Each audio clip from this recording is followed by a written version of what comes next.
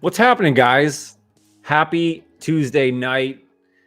It is 9:30, a little after 9:30 now, 9:33, a couple minutes behind. I apologize, but welcome to another episode of Johnny Gaz Live.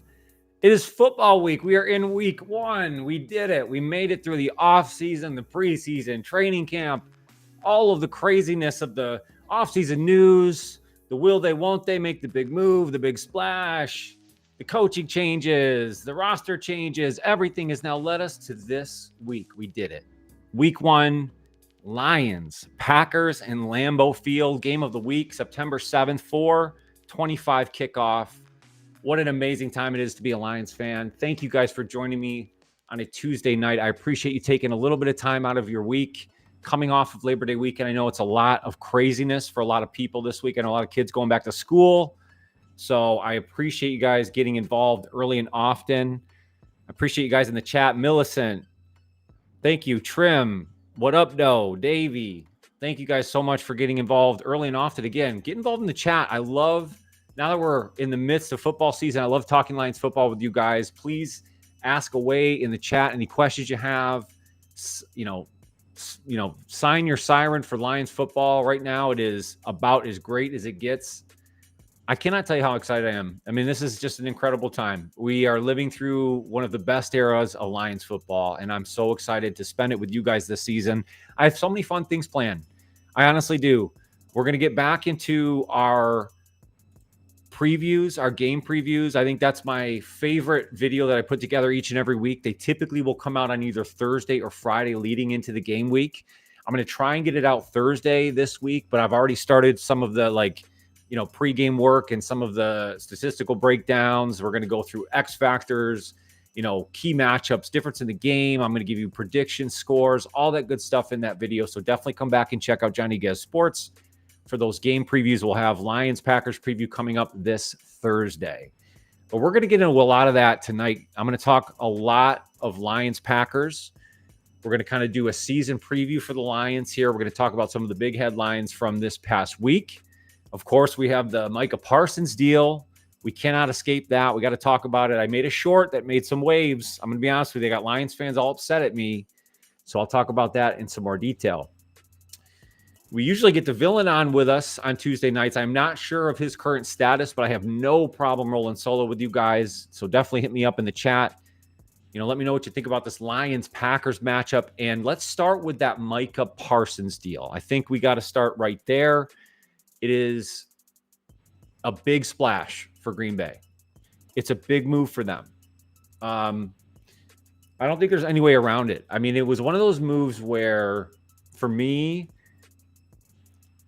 I didn't want Micah Parsons as a Lion. Let me say that first and foremost. I did not want Micah Parsons to become a Detroit Lion. I didn't think they should go and make that move. I didn't think they could afford him, knowing what his deal ultimately would be, which I think it ended up being $47 million a year. And knowing that they have to pay Aiden Hutchinson, I knew they weren't going to make that deal. So I didn't want Micah Parsons as a Detroit Lion. But I think that move was kind of a tipping point for me, combined with the fact that they didn't go and sign Zadarius Smith. I think that was one of the big things that me and Villain always talked about, was the Lions going out and signing Big Z when training camp ended, and they didn't do that. So it just triggered this idea of did the Lions miss out on an opportunity to sign an additional pass rusher this offseason? I'm not saying it should have been Micah Parsons. It wasn't ever going to be based on his number. You weren't going to give up players, draft picks.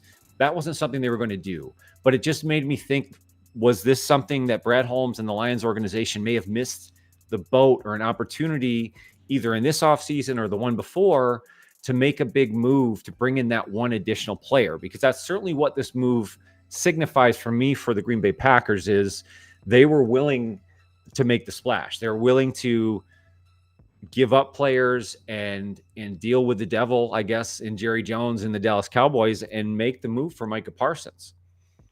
It ultimately makes the Green Bay pass rush a lot more dangerous. Now, you could argue it makes their run defense weaker. Giving away Kenny Clark is a big deal. He was a Lion killer. Along with other things that happened over the Green Bay defense over this offseason, I think that was, that's a concern for them, but it does make their pass rush more formidable.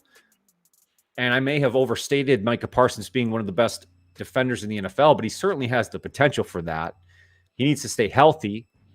And that's the other big part of this story, is the fact that Micah Parsons may not even be healthy for this game, this week 1 matchup with the Lions.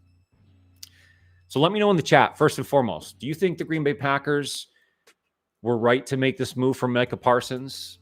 Do you think the Lions should have made this move or a similar move for Micah Parsons? Or are you happy with the way the roster is structured right now? I mean, we know the Lions have one of, if not the premier pass rusher in all of the NFL. Now, he has to prove that. Aiden Hutchinson has to come back 110% and show that he was everything of the defensive player of the year he was going to be in 2024 here in 2025. So there's a lot left to prove for him, but I think ultimately the Lions have that sort of player. So again, it goes back to my ultimate question. Did the Lions miss an opportunity here, either this or these past off seasons, to make a splash move? Or are you happy with the way they're going into 2025? Let me know in the comments. Let's bring in the chat, guys. Let's get that flowing here today. Let's show it on stream and give everybody some love. Again, I appreciate everybody getting involved early and often in the chat. Fire away with the questions today. We got Lions and Packers coming up on Sunday the 7th. Game of the week, September 27th, 4:25 kickoff. I love the late afternoon kickoff in Lambeau. It's going to be a great scene there. Early fall in Lambeau. You really can't get a better scene for football than right there. So I'm super excited. Millicent says, I just want people to give Davenport a chance. And that's a great point. I've made that argument. I mean, Marcus Davenport has proven that he can produce when healthy. And that's the biggest question for him, is can he remain healthy? And he hasn't been able to do that. So it's hard to lean on that as the ultimate solution. And that's sort of why I was still left with those questions. Trim says, happy that the Lions stuck with their guys. Davenport is going to have 10 sacks, in my opinion. I like that, Trim. And listen, if he stays healthy, there is a large opportunity for that, especially with Aiden healthy on the other side. I mean, that basically opens up everything he wants. He's going to get single, one-on-one opportunities basically anytime he wants it. So if he can win that battle, which again, if he's healthy, he's proven that he can, there's a lot of opportunity for Marcus Davenport. I agree. I think, Millicent, I agree. I think people should not undersell what Marcus Davenport could ultimately mean for the Lions.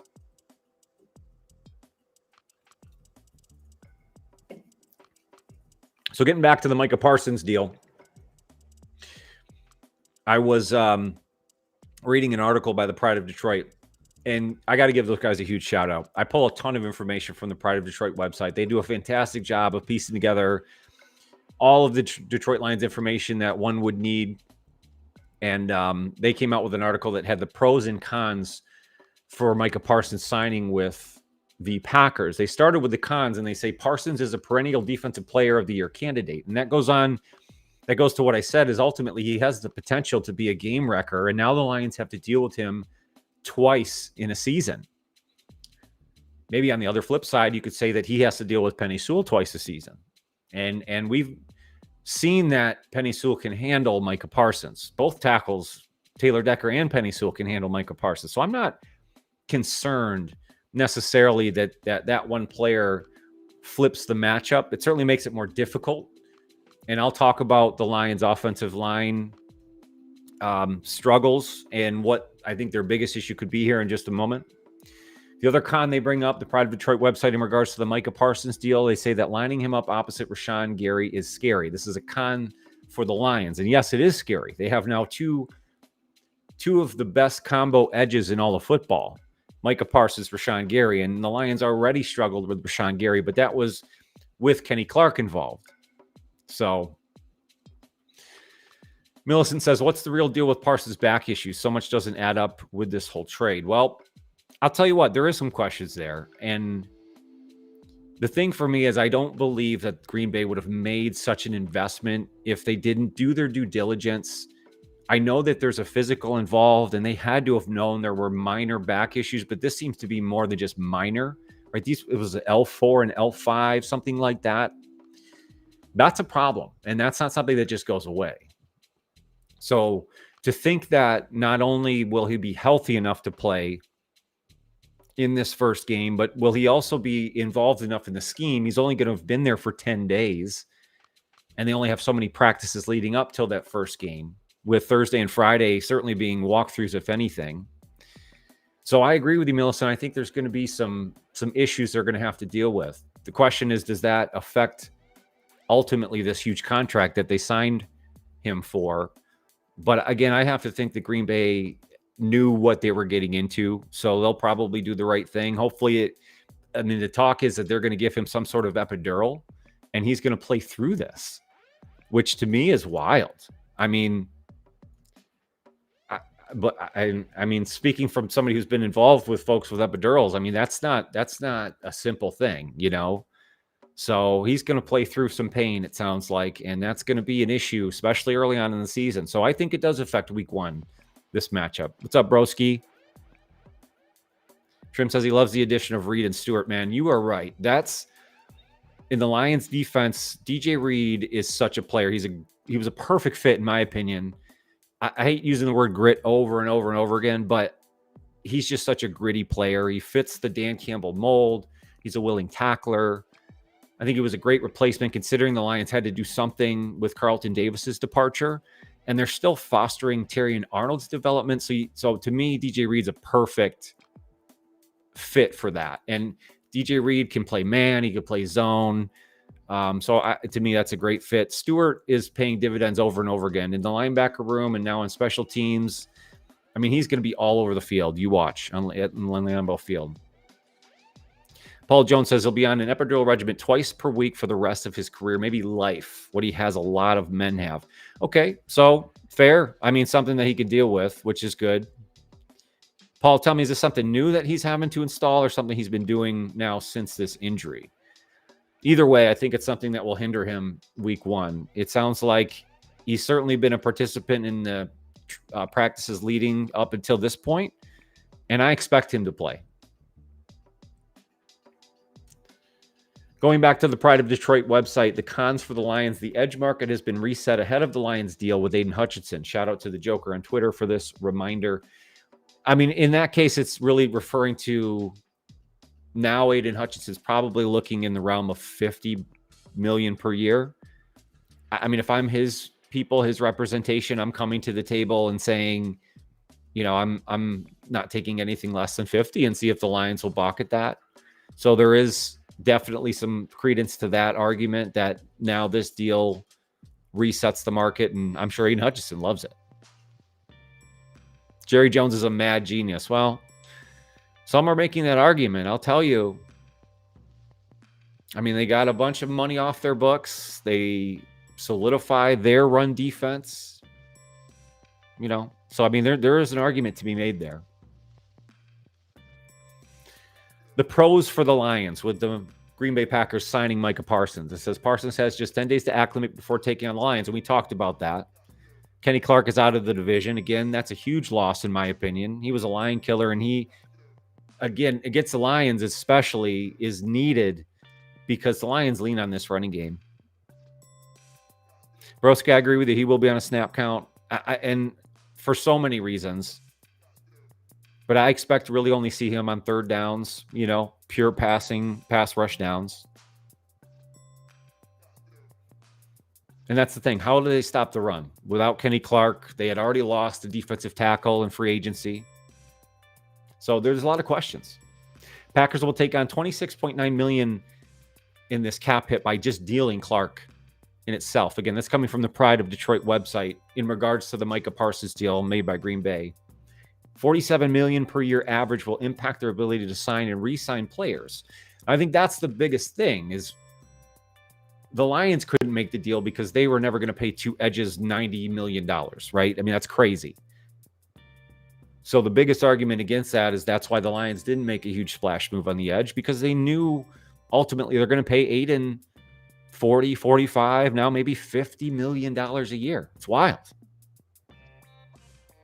Kevin Larson, what's up, buddy? He says, I think the defense will be top 5 this year. I'll tell you what.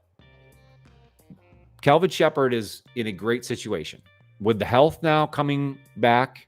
I mean, they're still down a few players that I'd like to see them in the mix. And Ali McNeil, to me, is the biggest piece. When they can get him back with a healthy Aiden Hutchinson, assuming that stays true, there's no doubt they could be a top 5 defense. The safeties, the secondary, the linebackers. And I have to imagine the health stays relatively calm this year, at least on the defensive side. There's going to be hits. Every team's going to take a hit here and there health-wise, but it just can't be what it was last year. So I agree with you. I think they do have a top 5 defense this year. The last pro in this mix for the Micah Parsons deal to Green Bay, it says the Packers are without their next 2 first-round draft picks. So remember, in that scenario, if a team's going to make that huge deal, ideally they're winning big. So these draft picks would only be back-end draft picks, 28, 29, 30, 31, whatever. So, I mean, a first-round pick at that point is what it is, but you're losing those picks, and I wouldn't want to have given them up. I certainly wouldn't have given them up for Parsons. That's for sure. Trim says, like Coach Dan said, you can't put tread back on the tire, Bill Parcells. We're going to talk about that coaching tree big time here in just a little bit. Detroit will have the number 1 offense and a top 5 defense. Man, that is exciting to think about. They certainly have the makings of the best offense in the NFL, and the question is truly the interior offensive line. They're going to be tested early. This week 1 matchup is so big in that sense, as they'll be tested on the offensive line right away. A lot of things have to come together for that to happen, but again, they're going to get tested very early on. Speaking of the offense, do we think, let me know in the chat, the Lions have the best triplet in all of the NFL as far as elite offensive firepower? Jared Goff, the quarterback, Amon-Ra St. Brown, the number 1 wide receiver, and then Jahmyr Gibbs, their premier running back.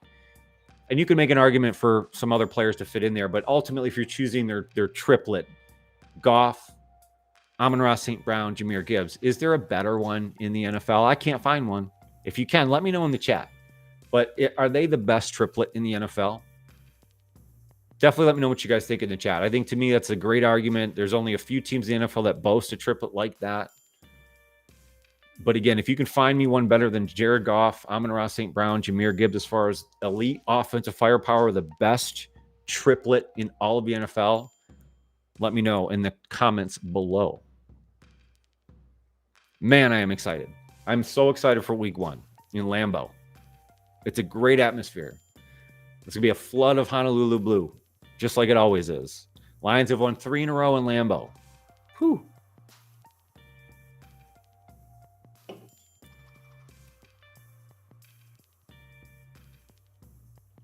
Broski says, Johnny, how much do you think Goff will be calling plays? How much freedom will he have? That's a good question, Broski.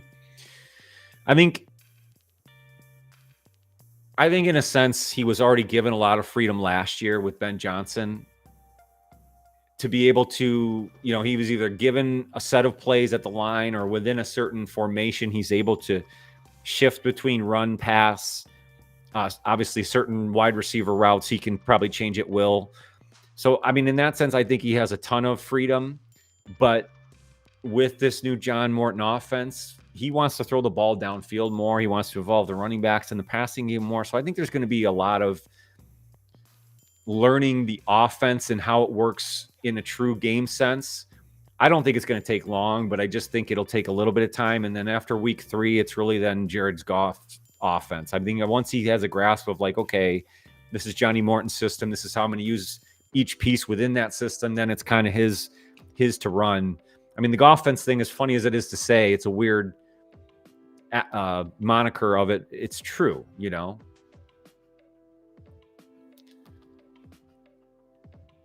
The offensive line is a huge strength. Listen, I agree. And we've talked about potentially it could be better than it was in years past with the fact that it's an influx of youth. I mean, they've injected Tate Ratledge and Christian Mahogany in both guard positions. And that to me is youthful, and they're maulers. They could be difference makers. And I think you're taking a step back at center with Glasgow compared to Ragnow, but that's what it was going to be. That's the best that they could do. And to me, they could still be a very huge strength of this team. And again, we're going to find out quickly in this week 1 matchup against the Packers. Yeah, Millicent, I don't know if there is a trio better than Goff, Amon-Ra, St. Brown, and Gibbs. Again, let me know. Please tell me if you can come up with one. Anything in the NFL. Give me something comparable even. Anything. I don't see it. I don't know what offensive weaponry competes with that. You could even extend this out to sextuplets, right? If you expand the number, you add Jamison Williams, Sam Laporta, David Montgomery, those three on top of the three I just named. I don't think anybody's coming up with a better six. I mean, come on. And my point being here in this whole thing is how much firepower does this team have? I mean, it's really incredible when you sit back and you look at it that way. And we're talking about Jared Goff and what is his true role in the offense? I mean, he really only has to facilitate. And he's so efficient because that's really all he has to do. I mean, he had a game where he was near perfect last year against Seattle. He's composed. He seems to elevate his playmakers around him. So, I mean, there's a lot of great things that Jared Goff does within the system. So it's really about can these pieces all work with the new John Morton system? You know, and that'll be the biggest thing. And that's what we're going to learn so early on here. I love that it's a road game. I really do. As much as I like the home opener and that feel and the excitement, seeing your team go on the road and be tested early on, division, you know, a win's going to be a great launching point, and a loss is kind of a great reset of like, oh man, okay, because if they come out and lose and there's some specific reasons we can point to and say this is why they lost, again, it's a great way to set yourself up for success. Trim mentions Tesla, and that's something we got to look into, guys. We have to keep our eye on the ground with the Tesla thing. He didn't practice today. I don't know what it is. I hope it's nothing. I've heard nothing out of this as far as a report, if it's an injury, if it was a personal thing. I think it was him, Trevor Dwoski, and there was another guy as well that missed practice. But Tesla, to me, was the most concerning because, again, you cut Tim Patrick, assuming that Tesla was sort of that insert player here. And he could certainly be that, but if he's going to be injured week one, I think that creates kind of a question in your wide receiver room. Yeah, Lions were undefeated on the road last season. I mean, they've been pretty dominant on the road the last several seasons. Anytime they wear the all whites, I always love that look, and I think they're going to come out in that all white look would be my guess. I mean, they've dominated the division, really, and dominated the Packers in Lambeau. They've won the last three, and we've said that, but it's just that's incredible to me because I used to live in a world where the Lions struggled to win a road game all season long, legitimately, where it was painful to watch them even play road games because you knew at some point they were going to blow it. And now we live in a world where they hardly ever lose road games. And that's just, Broski, it's an incredible feeling, to be honest with you. Lions are so deep and well coached, says Trim. I agree with you. I 100% agree with you. Let's talk about the national respect. I read another article, a few articles I've been looking into, you know, the national rankings and where do the Lions fit in currently compared to last year at this time. I actually do a series for YouTube members of the channel. And it's very cheap and easy to become a member of my channel on YouTube. That's where I do my live game play-by-plays, but I also do what's called the tier list or the ladder or the climb the mountain. And it's basically my version of power rankings. But I was looking into where the Lions kind of stand right now. And to be honest with you, the Lions are in a great spot. And even considering all of the changeover, all the coaching changes, the roster changes, everything that's been going on, I mean, they really are fitting in well in the eyes of the national media. So Yahoo Sports has them ranked third. ESPN has them ranked third. Sports Illustrated, NFL.com, both at 5. The Ringer, Sporting News, and The Athletic both have them at 6. CBS Sports has them at 7. They say they will battle the Packers in the division and should be a wild card team. The loss of both coordinators and some attrition on the offensive line are concerns. And then the lowest one I found was USA Today had them ranked 9th. And it says much of the offseason focus has understandably been trained on their numerous coaching departures, including both coordinators. But let's not forget that DE Aiden Hutchinson will be back wrecking shop in week 1. That's the one, again, the lowest one that I found from USA Today. They ranked the Lions 9th as far as a power ranking. So as high as 3rd, and as low as 9. Where do you guys see the Lions in the national power rankings? Where do you have them falling at the beginning of the season as we enter week 1, as before we even play a game this season? Where do you have the Lions in your power rankings? Let me know in those comments. Broski Bear says, I'll believe it about the Lions defense when I see it. They need to finish top 15 before they think about being top 5. Listen, they were top 7 scoring defense last year. So, I mean, it's that kind of argument's already been broken. But I agree with you. They were awful against the Commanders. The health wasn't there, and I hate leaning on that, but they just didn't have the talent that they expected to have. But I agree. They have to prove it. I thought they were proving it through the first 3 or 4 weeks last season, and then everything kind of got cut off. Aiden goes down, Aleem goes down, everything falls, and it just went bad. Paul Jones says, Davenport might actually play more snaps than Parsons this season. Hey, that's possible. It is a possibility. That would be wild. Let's check back on that one later. I hope you are correct. I mean, the odds are that's not going to happen with Davenport's history, but who knows? This back injury thing for Marcus is for Micah Parsons is an issue. What record do they finish with? If you're talking the Lions, I got them at 12-5. I went as high as 13-4 at one point, but then the Ragnow retirement happened. This Micah Parson thing came through, and so I have them now at 12-5. I think they finish competing for the division. It just depends on kind of what happens with the Packers.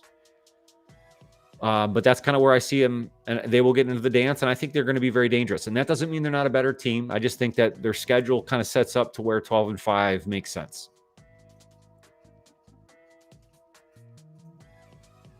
Parsons made the Packers better than Detroit, according to Las Vegas. Yeah, I don't know. I think that's overblown. I don't. First of all, I hate going to Vegas as my go-to anything unless I really need to cash my chips. But the truth is, I don't think that Parsons makes the Packers a betting favorite. I mean, if it did, it did, but I wouldn't. I wouldn't bet that. Millicent says they will find a way to pay everyone. J-Mo isn't going anywhere. He's very comfortable here. I agree. There was a time where I said J-Mo is expendable, but I think another preseason of clean, a clean off season, a clean preseason. He seems to be expanding his route tree. They trust him in more prime time play areas as far as over the middle routes. They're not just sending him on go routes anymore. His hands seem to be coming around. So there's a lot of things that are so good about J-Mo. Hopefully you all saw the recent interview with Brad Galley of Channel 7, local Detroit. He is striving to be a better person, a better player, and kind of understands now the process. And before I wouldn't have said that about him. But to me now, J-Mo is such a huge piece to this. I talk about Jahmyr Gibbs being an MVP candidate, and I'm not going to go there with J-Mo, but I just think the all-pro that is Amon-Ra St. Brown, he could be handing that title over to J-Mo at some point. That's how highly I feel of him now. And we're going to see it this year. He's going to have a huge opportunity in this new offense for the Lions. John Morton loves throwing the ball downfield, and J-Mo will have his opportunities. Broski says, I think 8-10 power ranking makes sense for the Lions going into the season. So he's got them a little bit on the lower side. I expected that, though, from you. So I'm okay with that. Trim's got them at number 1 if they didn't have such a hard schedule. Or I would rank them at number 1. Okay. 12-13 wins. Yeah, I'm right there with you. That's kind of where I was at the whole time.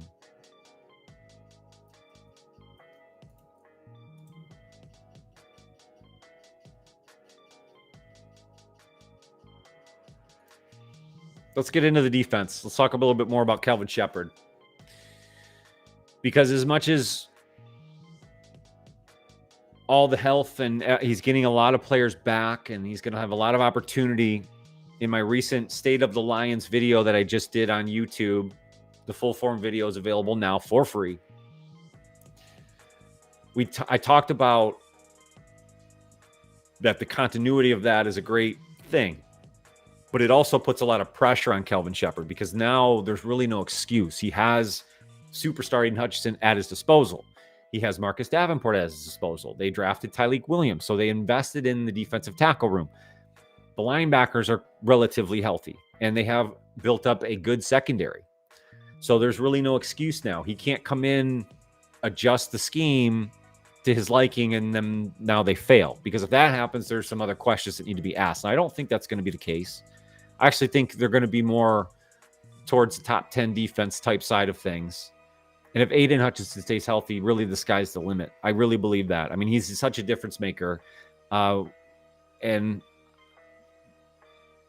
I mean, you can name TJ Watt, Myles Garrett, so on and so forth. I mean, I think he's more than those players. And I think he can be more than that for the Lions, which elevates this defense to levels that we haven't seen before. So the sky's the limit if that's the case. But again, in trying to look at the idea that Kelvin Shepard's coming in and is his new coordinator, he's got a lot of tools at his disposal. He's going to have to prove it. And this is the year. So he's thrown right in. So as much as the familiarity is good, it's like, well, here you go. The keys are yours. Start the car, and we're off and running now. Broski says, I didn't think it was smart trading Tim Patrick.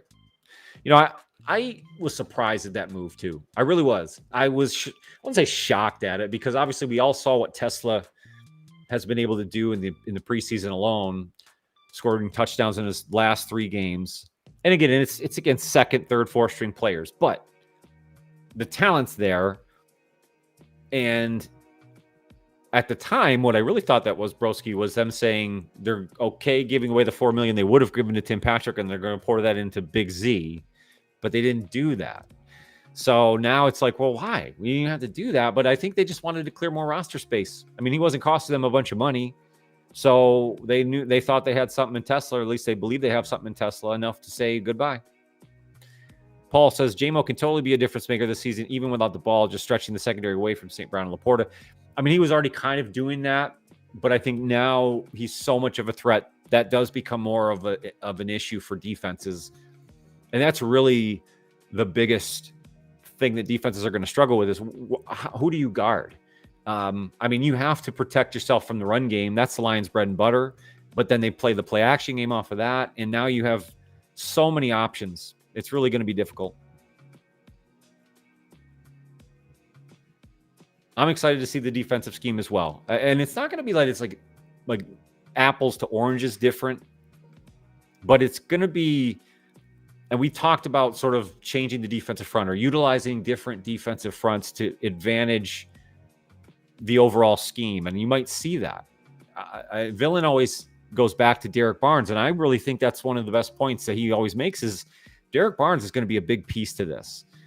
He can be an edge rusher, basically a pseudo edge rusher at a lot of different formations. And that's what I think they were hoping for with this whole thing. If they can keep him and Davenport healthy and get enough out of those two guys, I think they're happy with that as your opposite Aiden Hutchinson. So there's a lot of good things ahead. Shep is a great motivator like MCDC is going to bring some new looks. I think you're right. I think Shep fits the mold of the Dan Campbell organization and his culture, everything he's put together for the Lions. I agree with you. I think you got to pull for Hutch, Broski. I mean, honestly, it's hard not to. I mean, there's some things with him that we could talk about way down the road, but the truth is right now, I just want to see him come back healthy, be the player that we thought he was going to be. And let's just take it one game at a time.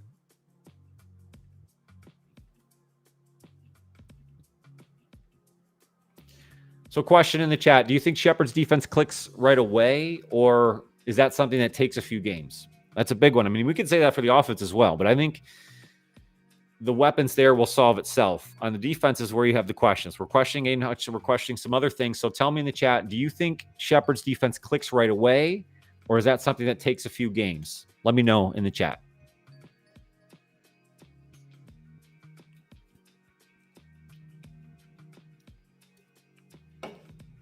Also, let me know if you guys like this solo show. I've never done this solo before. I kind of thought we were going to have Villain tonight, but something must have popped up. Not a problem. Never a problem. I was actually excited to do one by myself, so this is cool. So let me know if you're digging that. We can even bring in a special guest host down the road.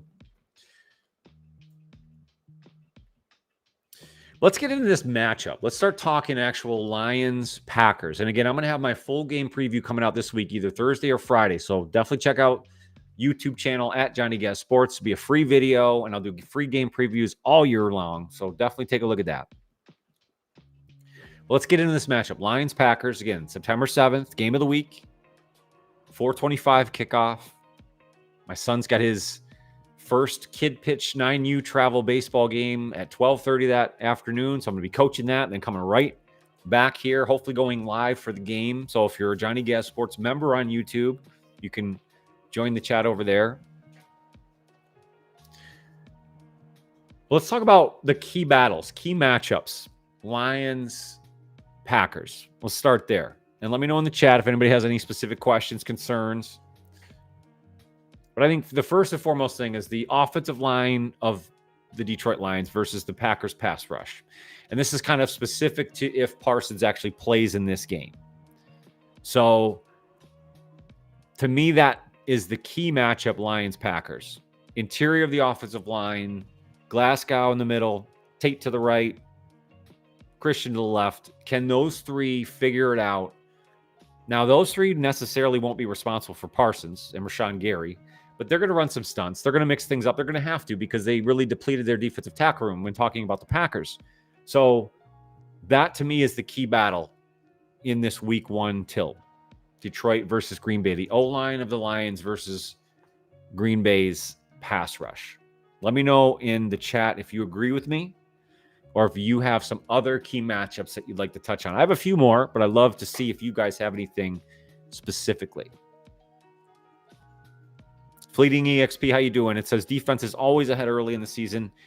If it isn't, we might be in a bit of trouble. And I agree with you. I agree with you. If that defense can't be settled, if the interior O-line, those are the two things that have to, and those are obvious things for any football team. But again, for the Lions specifically, those were things that were shored up last year, at least the interior of the O-line. And now in talking about the defense, I really believe Aiden Hutchinson is the Band-Aid for a lot of things.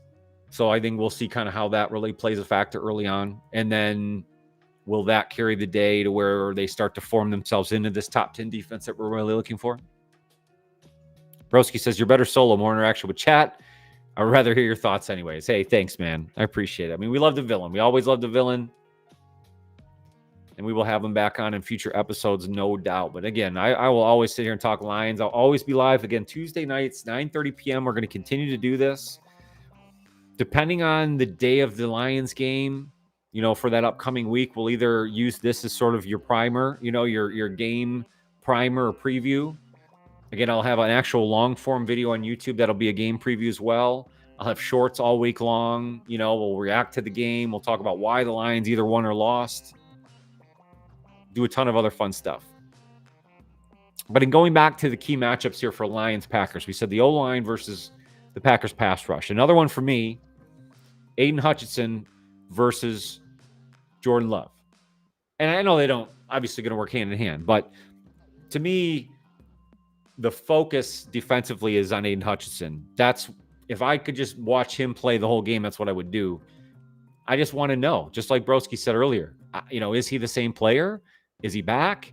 And does that ultimately affect the Lions defense the way I think it will? And on the opposite side, Jordan Love. Is he the playmaker that the Packers are expecting? Now you have the defensive reinforcement.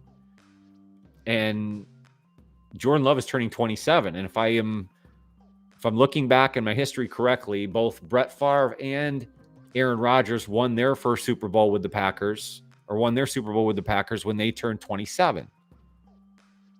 And what's even crazier is that I think in both of those scenarios, they either the year before or the offseason before brought on big-time defensive players.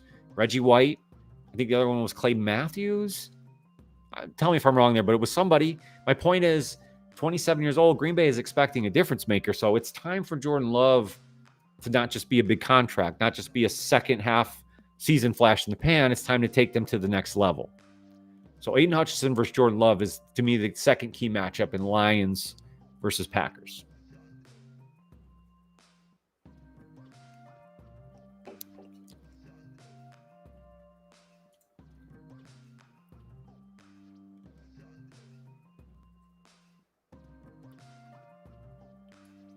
See what else is going on in the chat. I appreciate you guys. You guys are rolling along here. Villain says, sorry, I can't be in person tonight. Hutchinson will get 2 sacks on Love Sunday. That'd be huge, man. And no worries, buddy. If you know how it goes. All love. I think Hutchinson does have a sack or two, but I also think that Green Bay is really going to try and do what they can to take him out. I mean, that's going to be the game plan most weeks, but I really think week one is going to be tough. But I know the Green Bay Packers are having a little bit of issues on their offensive line. They've had to do some shuffling. I know at center's kind of been an issue, so we'll see what they come out with.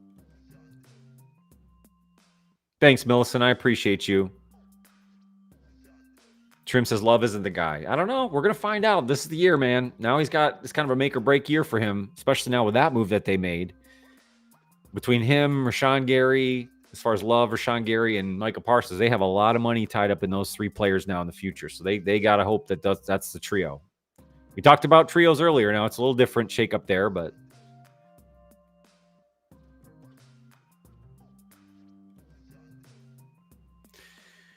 talking about key matchups, Lions, Packers. Let's get back into that. I mentioned the O-line versus the Packers pass rush. That's my number one matchup. Then I had Hutchinson versus Jordan Love. And again, not exactly against each other, but you get what I'm saying.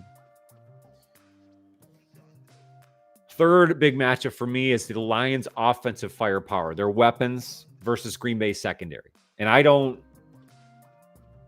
know that there's a more lopsided battle here. Now, Green Bay obviously has some talent with Xavier McKinney, but I don't know that they did enough in their cornerback room to be able to hold their own against this Lions weaponry. I just don't see it.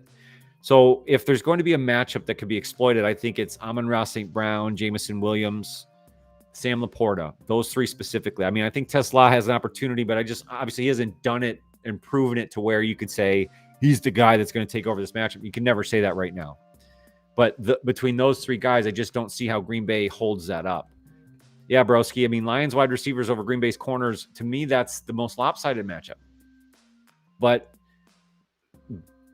I'm sure Green Bay feels otherwise. And truthfully, if they can defend the three players I just mentioned, then they'll have a shot. But they're still, like I said, there's still the two running backs we didn't even mention there. That's like almost not even mentioning the running game for the Lions, which is crazy not to say that because that is their bread and butter.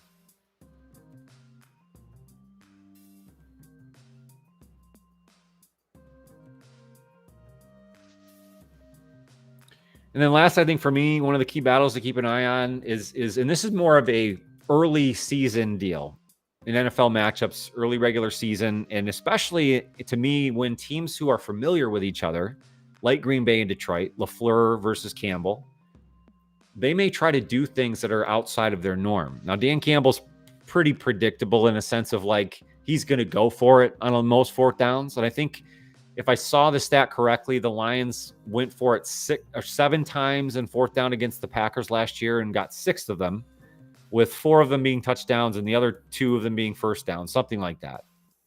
It's crazy. And first of all, can they keep up that number? But my point is, like, because these coaches know each other so well, LaFleur for the Packers knows the Lions have new coordinators. So will he then adjust their offense and do things maybe that they don't typically do because he knows he has Calvin Shepard sort of attacking them for what he knows and maybe a little overly aggressive. So see a lot of screens and draws and things like that. You know, they may use Matthew Golden, their new rookie weapon, in different ways. They may bring in their backup quarterback, Malik Willis, and use him. And one thing I would implore all of you guys to do, if you haven't already, if you're a fan of football, the Lions, or just, again, in general, go check out John Gruden's game previews and breakdowns. They are absolutely fantastic. And you don't even have to love him as a coach, but he obviously is a football guru and breaks down games. I mean, they're long videos. Don't get me wrong. These are 30 to 50-minute videos, but they are so informative. X's and O's, everything you would want to know about a particular matchup. As much as I pride myself in being a football guy, he's the ultimate football guy. So I would definitely check out his videos, pull a lot of great information. But going back to these key matchups, again, LaFleur versus Dan Campbell, and does LaFleur start to do things that are out of the norm to get the new coordinators off their kilter for the Lions? It's something you might see.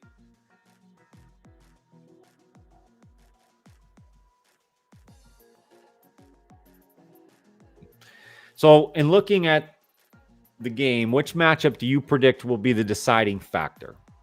Is it these wide receivers against the corners for Green Bay? Is it the Lions running game? Am I looking at this wrong? Is this a Packers thing?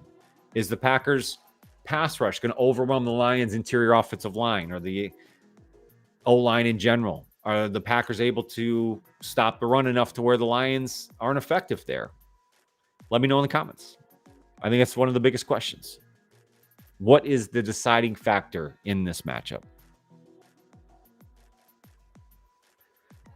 Trim says 24-21 Detroit. I like that score. I'll give you my final prediction here in just a little bit, about the next 12 minutes or so. Again, I appreciate you guys all hanging on the chat. With it being just me today, and again, shout out to Villain. I appreciate you. We'll see you next week for sure. Doing this solo is never easy, so having you guys involved in the chat is so much fun. I appreciate you so much.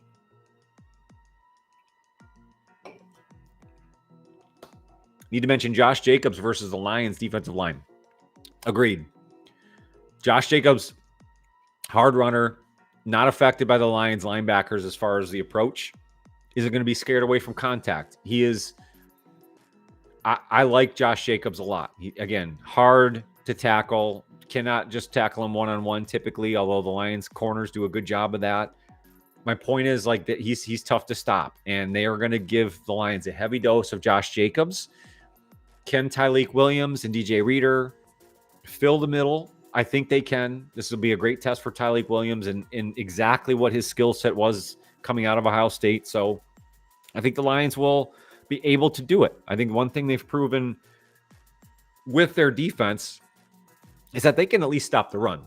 And although Aleem McNeil being out hurts them, I think the addition of Tyleik, knowing DJ Reader's healthy, you're going to have some good things there.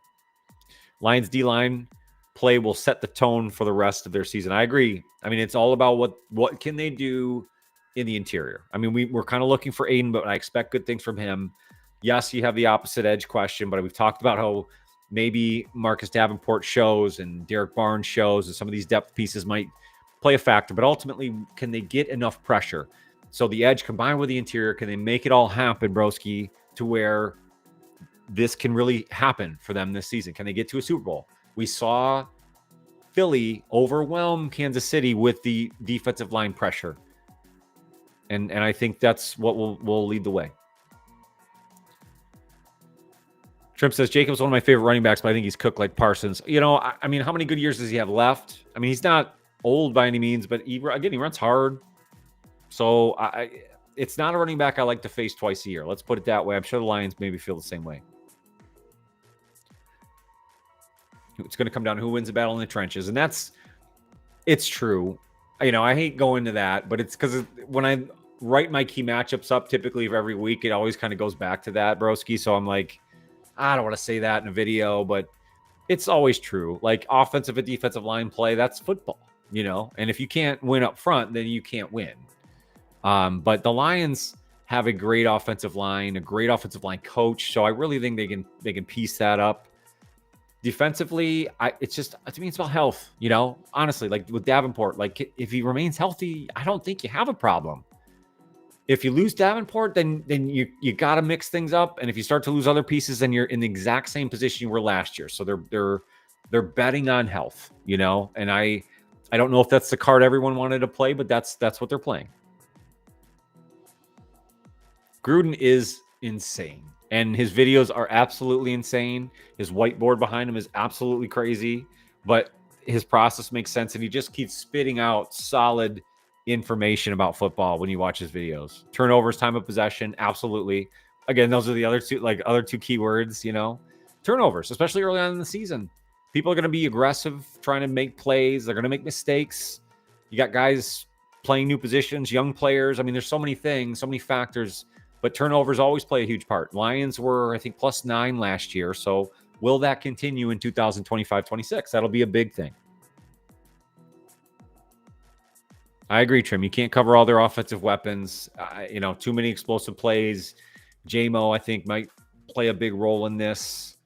Because, again, it's like, how can a guy like J-Mo get lost in the mix? But when you're worried about Jahmyr Gibbs and then David Montgomery pounding the ball, and you got to worry about Amon-Ra St. Brown dinking and dunking all over the place, and they got this new Tesla piece, and oh shit, there goes J-Mo. You know, it's like, oh, okay, touchdown Lions.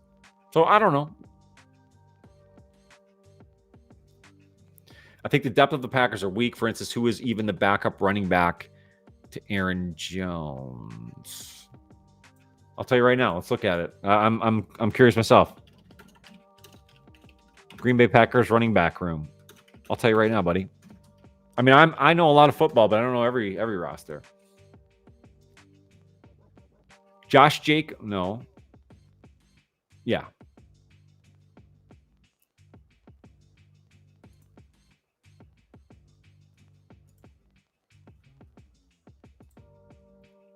Okay, here we go. So right now, Josh Jacobs, and then behind him, Emmanuel Wilson, Chris Brooks, and then Marshawn Lloyd is on injured reserve. So, yeah, man, they're not really sitting heavy on running backs if something happens to Josh Jacobs. But I like Josh Jacobs. I think we all kind of sat here and said we're okay with Josh Jacobs if he was your running back. But, I mean, obviously we're taking Sonic and Knuckles in every sense of the word, but...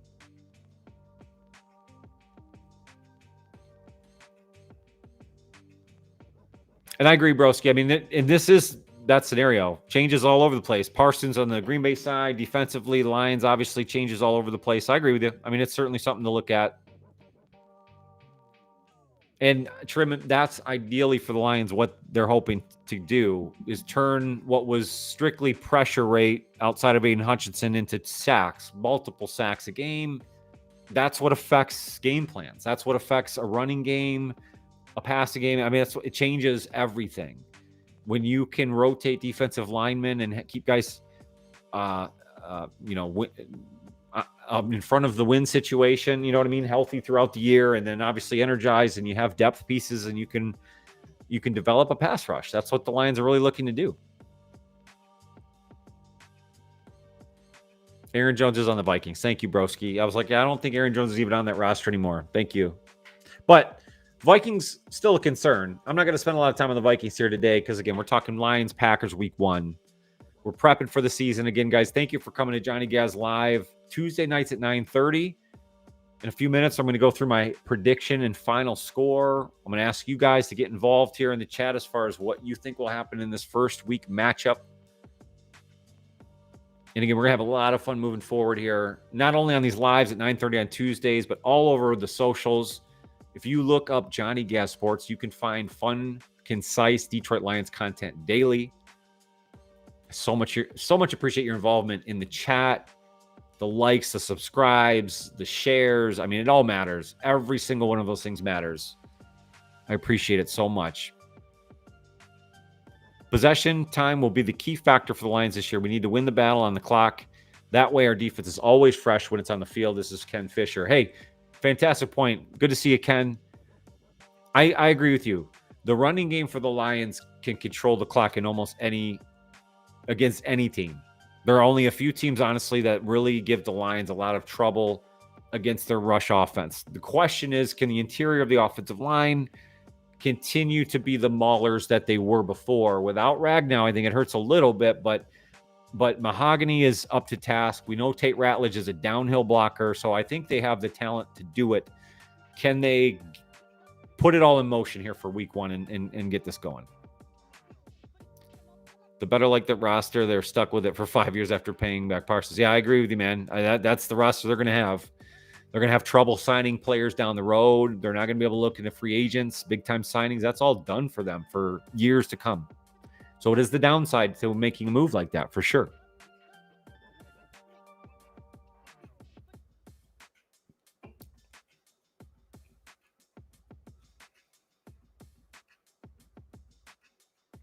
Says a lot. You had to Google that. I agree. That pretty much says exactly what we need to know. 100%. But thank goodness for our friend Google and ChatGPT, because, man, where would we be, right, Millicent? To the moon, Jake Bates is going to set some records. That's a great thing. Trim, I'm glad you brought it up, because that plays a huge part usually early on in the season is, can your special teams be clean? You know, are those processes clean enough to where it's not hurting you early on in the season? Having Jake Bates be as efficient as he was last year, I think he made his first 19 field goals. That's going to be huge for the Lions, and they need him. They can't have him fall off. I think he's sort of proven himself now, but this is year 2. So let's see if he continues to roll. Ken says Lions 31, Packers 17. That'd be a nice score. I like that. Skip, Great point. No Kenny Clark in the middle. That's a huge give up for the Packers, not only against the Lions in week 1, but overall. I mean, that's killing their run defense. And against the Lions, who we know love to pound the rock, and if they know they can get it going with David Montgomery and Jahmyr Gibbs, 1-2 punch, and then, they like Reynolds and Vaki, and they can do a lot of things, exotically with their run game. That's tough to stop. So not having Kenny Clark is going to make a huge difference. That we talked about maybe the wide receivers against the cornerbacks being the biggest differential. Maybe the Lions run offense against the Packers rush defense is probably the biggest differential between groups. It might even put that other one to shame a little bit. Health. I agree, Marcus Newsom. We need health. A lot of it. All of it. All the health we can get. 28-13 Lions, says Paul Jones. Okay. Ken goes on to say, Gibbs and Montgomery in the backfield at the same time this year will be a nightmare for any defense. Yes, the pony, what do you call it? The Pony Club? No, that's a song. You get what I'm saying. It's like a pony formation. And John Morton's come out and said he's going to use that. And I agree with you. That is something that would be tough for defenses to game plan. What do you stop in that case? Considering the other weapons that will be on the field at the same time. So I can't imagine what a nightmare that would be. I guess the downside of that is you're not resting one of the two players like you would typically on a back and forth. But I never loved the way that they necessarily controlled that situation in the first place. And I don't know if that was a Ben Johnson thing or if that was a Dan Campbell and Ben Johnson thing. But to go back and forth where Montgomery get one, Gibbs would get the other. I didn't love that. I think you ride the hot hand. But let's see how they handle it this year. I think you're going to see Jahmyr Gibbs eat up some more carries than he has in previous years. And I think he's also going to get an opportunity in the passing game. Trim says, Lions begin the season with a big road victory. Oh, yeah. Listen, I agree with you. And let's get into it since we're now an hour into the live. My expert prediction and final score. As expert as it can get, right? No, I think we talked about a lot of things. I think the Lions are able to control possession through their running game, and I just don't think the Packers will be able to stop the Lions' rushing attack. We saw early on last season, especially in game 1 against the Rams, the Lions basically had to lean on that running game to get that victory in overtime. I hope that it doesn't end up like that this year in Lambeau, but I just believe the Lions, between the offensive line and the two running backs they have, I think that really leads the charge. I think the offensive weapons for the Lions are going to be too much for the Packers. I think they're able to handle Micah Parsons enough. I'm not saying he won't get one, but I think that it's not as big of a problem for the Lions, especially early on in the season with his current status and how long he will have had with the Packers. So in my opinion, the Lions overwhelm this matchup. I don't think going to Lambeau on the road week 1 scares the Lions at all. They've really owned Lambeau. Jared Goff, I think, is 6-2 against the Packers. So I don't think that any of the old lore plays against this Lions organization anymore. And because of all of those factors, I think the Lions win this football game. I think Aiden Hutchinson comes out strong. I think he's going to be a force this year. I think Jahmyr Gibbs is going to be a force on offense. And I think the Lions win this football game 28-21. And I might be underselling the offense a little bit, but I'm hesitant to say that they just come out blasting. I really think that history shows, and they don't play in the preseason. It just, some things outside of the bread and butter take time. And with the new John Morton offense, I think the idea of them throwing the football all over the place week 1, I'd love to see it, and I'm here for it. I'm here for a 48-0 victory, but I don't see that happening. So I'm going to go 28-21 Lions. And again, come and check out my full game preview on YouTube. I will go through all of this in great detail, statistics, analytics. I'll break it down for you in a nice, clear, concise fashion so you can get ready for this week 1 matchup, Lions v. Packers.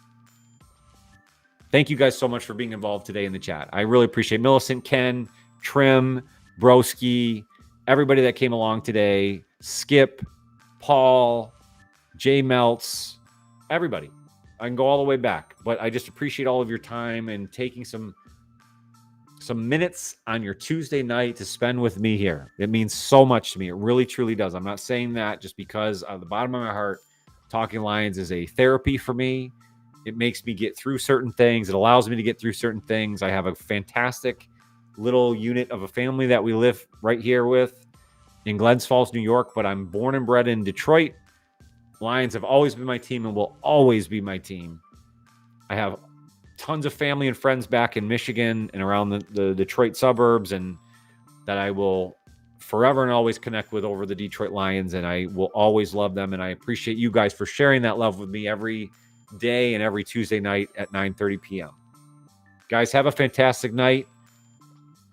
Again, week 1, September 7th, coming up this Sunday, 4:25 kickoff, Lions, Packers. Lions go to Lambeau in an early season NFC North showdown, which feels bigger than it should. But that's great. And we're happy and we're here for it. And I'm here for you. More than anything else, take care of yourself and your mental health. That is number one. And I want to make sure you come back and see me on future videos. All right, you guys take it easy. Have a good rest of your week. I'll see you before the game.